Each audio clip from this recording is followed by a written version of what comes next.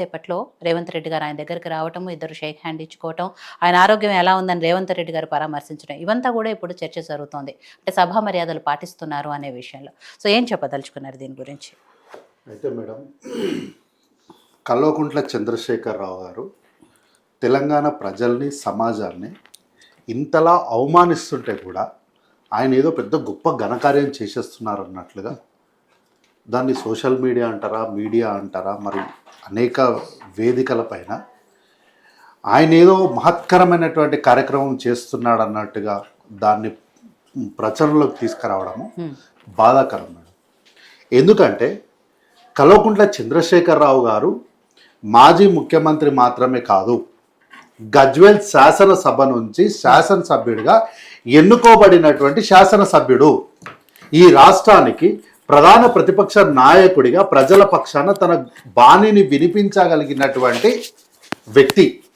ఆయన విధిగా ఎవరో అడుగుతేనో చెప్తూనే కాదు, విధిగా ఆయన శాసనసభకు రావడమే కాదు, శాసనసభ పెట్టండి, శాసనసభలో చాలా విషయాలు మాట్లాడాలి అని చెప్పి అధికార పార్టీని, ప్రభుత్వాన్ని డిమాండ్ చేయాల్సినటువంటి ప్రధాన ప్రతిపక్ష నాయకుడు అది చేయకపోగా వారేదో వచ్చారు, కూర్చున్నారు, సంతకం పెట్టారు, వెళ్ళిపోయారు అనేది తెలంగాణ సమాజాన్ని పూర్తిగా కూడా అవమానించినట్లే లెక్కగా చూడాలి.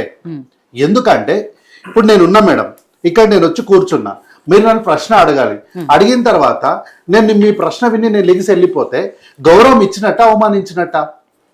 సో ప్రశ్న అడగాల్సిన వాళ్ళు ప్రశ్న అడగకుండా మౌనంగా వచ్చి కూర్చొని వెళ్ళిపోతే దాన్ని ఏమంటారు? అవమానించడం కాకపోతే.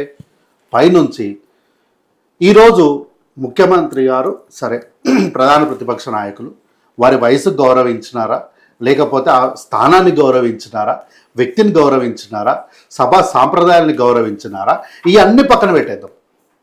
ముఖ్యమంత్రిగా వారు ఇక్కడి నుంచి ట్రెజరీ బెంచ్లో నుంచి ఇక్కడికి వచ్చి మాజీ ముఖ్యమంత్రి వారు పెద్దలు వారిని నమస్కారం సార్, ఎట్లున్నారు, బాగున్నారు, ఆరోగ్యం ఎట్లుంది అని కనపడినప్పుడు లేచి దండం పెట్టి అడిగాడు. ఇప్పుడు బీఆర్ఎస్ పార్టీ వాళ్ళు ఏమని క్లెయిమ్ చేస్తున్నారు? ఎవరైనా సరే మా దగ్గరికి రావాల్సిందే, మా సారు సింహం అది అని మాట్లాడుతున్నాం, మా సార్కున్నటువంటి సంస్కారం, మా సార్కున్నటువంటి ఇది అది అని మాట్లాడుతున్నాం. ఓకే, మంచిది, బాగుంది. మరి ఏనాడైనా సరే ఈరోజు సరే ఓకే, రేవంత్ రెడ్డి గారు అంటే మీకన్నా వయసులో చిన్నోరు, సరే రాజకీయాల్లో మీ అనుభవం కన్నా చిన్న అనుభవం అనుకుందాం. మరి గతంలో కల్వకుంట్ల చంద్రశేఖరరావు గారు ముఖ్యమంత్రిగా ఉన్నప్పుడు జానారెడ్డి గారు మీకన్నా వయసులో పెద్దోళ్ళే కదా, జానారెడ్డి గారు పదవుల్లో రాజకీయాల్లో మీకన్నా పెద్ద ఆయన్నే కదా. మీరేమంటారు ఇప్పుడు? ఎందుకు సారు సభకు వస్తలేడు అంటే కయ్యానికైనా వియానికైనా సమఉజ్జి ఉండాలి అంటారు.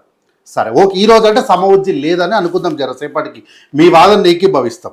కానీ 2014 శాసనసభ జరిగినప్పుడు సమఉజ్జిలే ఉన్నారు కదా.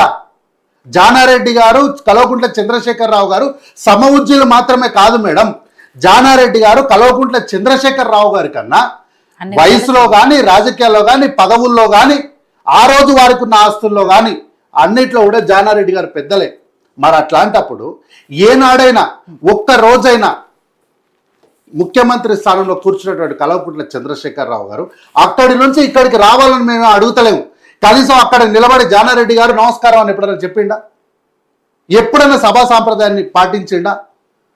పెద్దలు జానారెడ్డి గారు మాట్లాడుతుంటే మాటకు మాత్రం పెద్దలు జానారెడ్డి అని చెప్పి ఆయనను మీరు ఆ రోజు అవమానించలే? ఆ రోజు మీరు ఆయనతో క్షమాపణ చెప్పించలే సభలో? ఎట్లా మీరు ఈరోజు అన్ని క్లెయిమ్ చేసుకుంటారని నేను అడుగుతున్నా. ఇంత జరుగుతుంటే, ఇంత తంతు జరుగుతుంటే ఇది నా పార్టీ కాదు, నేను శాసనసభలో లేను, ఆయన మా నాయన కాదు, ఈయనెవరో ఆయనెవరో అని ఏమీ తెలియనట్టు కల్వకుంట్ల తారక రామారావు గారు సప్పుడుదాకా కూర్చోవడాన్ని ప్రజలు ఏమనుకుంటారో నాకు తెలియదు. కానీ నేను ముఖ్యమంత్రి రేవంత్ రెడ్డి గారు వచ్చినందుకు లేవలేదని నేనేం అంటలేను. నేను మేడం మా నాయన ఏడన్నా కూర్చున్నప్పుడు ఆయన వెనకాల నేను కూడా వెనకే కూర్చుంటా, మా నాయన కూర్చున్నప్పుడు. కానీ మా నాయన లేచి నిలబడినప్పుడు మా నాయన ఎందుకు లేచి నిలబడుతున్నా, నేను లేచి నిలబడతా. ఎవరినో కలుస్తున్నాడనో ఎవరు వస్తున్నారని కాదు, మా నాయన నిలబడ్డారు కాబట్టి నేను కూడా నిలబడతా. ఆయన ఎక్కడో మొన్న మాట్లాడుకుంటే వీడియో చూసిన, మా నాయన మొగోడు, మునగాడు, తెలంగాణ తెచ్చినోడు, నాకు రేషం ఉండదా అంటాడు. ఇంత రేషం ఉన్నోనివి మీ నాయన లేచి నిలబడినప్పుడు రేవంత్ రెడ్డి గారికి మర్యాద ఇవ్వమని అడుగుతలేదు, మీ నాయనకు మర్యాద ఇవ్వను. నేను లీడర్ ఆఫ్ అపోజిషన్ గురించో, ముఖ్యమంత్రి గురించో, రేవంత్ రెడ్డి గారి గురించో మాట్లాడతలేను. మీ నాయనకు ఇంత రేషం ఉన్న నువ్వు మీ నాయన లేచి నిలబడవా సార్? నిలబడకపోయినా కనీసం అలర్ట్ ఉండవా? అవతల నుంచి ఒక మనిషి ఎక్స్ పార్టీ నుంచి మీ నాయన శత్రువు అని నువ్వే చెప్తున్నావు కదా, మరి అట్లాంటి వాడు అక్కడి నుంచి మీ నాయన వైపు వస్తున్నప్పుడు అరే వీడు ఎందుకు వస్తున్నాడు, పుసుకుని మా నాయన ఏమన్నా చేస్తాడా, ఏమన్నా అంటాడా అని కనీసం నువ్వు అలర్ట్గానే ఉండాలి కదా. అట్లేం లేకుండా నాకేం సంబంధం లేని కూర్చుంటే అహంకారం అనకపోతే ఏమంటారు? మళ్ళీ పైనుంచి మా నాయనని తిడితే మా నాయన కాంప్రమైజ్ కావచ్చు కానీ నేనెందుకు కాంప్రమైజ్ అవుతాను, ఇదో మిగతా బాధన ఏందో నాకు అర్థం కాదు. కాబట్టి సభలో జరిగినటువంటి సందర్భాలు ఒక మంచి దిశగా ప్రయాణం చేయాలన్నది కాంగ్రెస్ పార్టీ ఉద్దేశము. కల్వకుంట్ల చంద్రశేఖరరావు గారు ఈరోజు సంతకం పెట్టకపోతే నా ఎమ్మెల్యే పదవికి నా జీతము రెండు ఉండవు అన్న ఉద్దేశంతో వారు వచ్చారు. ఇదే మాట నేను గతంలో కూడా చెప్పిన. గతంలో కూడా శాసనసభకు కేసీఆర్ గారు వస్తారు కదా, ఏమంటారు కార్తీక్ గారు అంటే, నేను ఆ రోజు ఒక పోల్ గురించి చెప్పి నేను ఒక పోల్ పెట్టినా మేడం, ఎందుకు వస్తున్నారు, జీతం కోసం వస్తున్నారా ప్రజల కోసం వస్తున్నారా అంటే జీతం కోసం వస్తున్నారా అని దాదాపుగా 78% మంది నాకు పోల్ వేసినారు అని అంటే, ఆ రోజు ప్యానెల్లో కూర్చున్నటువంటి బీఆర్ఎస్ మిత్రులు నేను కూడా మస్తు పోల్స్ పెడతాను దాన్ని ఎటకరంగా అహంకారంగా మాట్లాడినారు. ఓకే, అదంతా పోని. ఈ రోజు కూడా చెప్తున్నా, రేపు 2వ తారీఖు నుంచి సభ ఉంది. నేను మొన్న మాట్లాడినప్పుడు ఇదే వేదిక పైన మాట్లాడినప్పుడు నేను ఒక విజ్ఞప్తి చేసిన, ఏమని, ఇక్కడ వ్యవసాయ క్షేత్రంలో చలి ఎక్కువ ఉంది కాబట్టి హైదరాబాద్కు వచ్చినారు, ఎట్లాగో వచ్చినారు కాబట్టి బీఆర్ఎస్ పార్టీ ఆఫీస్కి వచ్చినారు నందినగర్ నుంచి. నేనేమన్నా ఆహ్వానం పలికిన, నందినగర్ నుంచి బీఆర్ఎస్ పార్టీకి వచ్చిన పెద్దలు గదే బీఆర్ఎస్ పార్టీ నుంచి శాసనసభకు రండి సార్ అని అన్న. మరి ఆహ్వానం అందుకొనే వచ్చినారా లేకపోతే యాదృచ్ఛికంగా వచ్చినారో తెలియదు కానీ ఎట్లాగో వచ్చినారు కదా.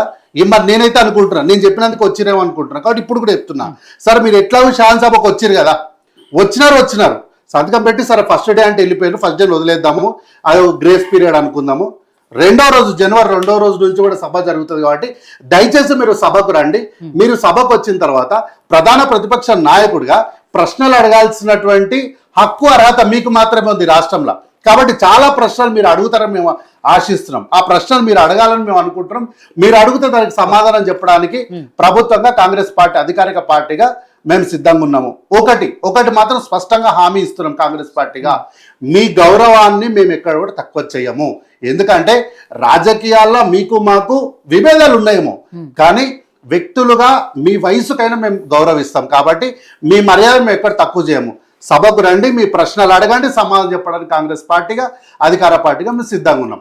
సమాధానాలు కూడా ఉట్టిగా వేగ్గా చెప్పాం, మీలాగా డాక్యుమెంట్ పట్టుకొని ఆధారపూరితంగా గత 10 సంవత్సరాలుగా మీరు దాచిపెట్టి ఇచ్చినటువంటి జీవోల తాలూకు లెక్కలన్నీ కూడా మీరు సంతకం పెట్టిన కాగితాలని మాత్రమే మీకు ఇస్తాం తప్ప మీరు గతంలో చేసినట్టు ఫోర్జరీలు, ప్రింటింగ్ లేదు, దొంగ నోట్లు ప్రింట్ చేసినట్టు ప్రింటింగ్ చేసినట్టు మాత్రం మేము చెయ్యము, ఇవ్వము. అట్లా. సో మనతో పాటు డిబేట్లో జాయిన్ అయ్యారు బీఆర్ఎస్ స్టేట్ వైస్ ప్రెసిడెంట్ స్వామి యాదవ్ గారు. తనతో కూడా మాట్లాడదాం. నమస్తే అండి స్వామి గారు.